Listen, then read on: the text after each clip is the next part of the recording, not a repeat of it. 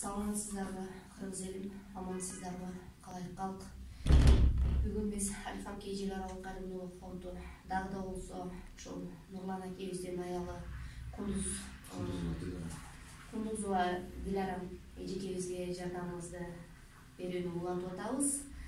Буга чейин берилген суммалардын общий счету 130.263 сом болуп атат.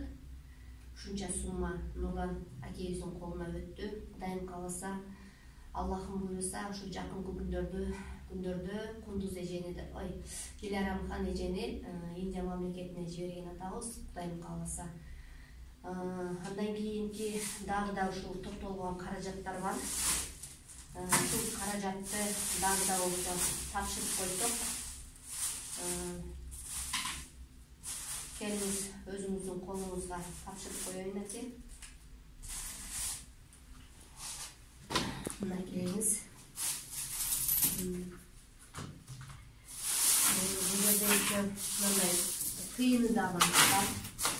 Мурун биз мындай тыйын аттуулардын баарыны аптекаларда жана магазиндерде ириктетип туруп, андан кийин ушул оруп жаткан адамдын колуна акча түрүндө тапшырчубуз. Азыркы күндө ушу тыйынындай башка түшкөн акчаны түшкөндөй кылып тапшырганды чечкенбиз. Ошол тыйыны бул жерде общий сумма 21.435 сом тапшырылып атат сизге. Мына келиңиз, полный общий сумма.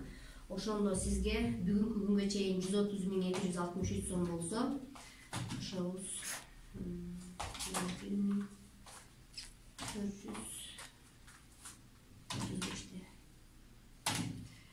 151.698 сом өткөзүлүп атат сизге.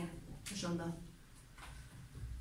ошол урматтуу менин биздин кыргыз элим дагы да суранып кайрылып кетебиз. Кайдагер карабаган инсандар болсо, көңүлүңүздөрдөн чыгарып аянмастан дагы да жардамыңыздарды аябасаңыздар өтө жакшы болмок.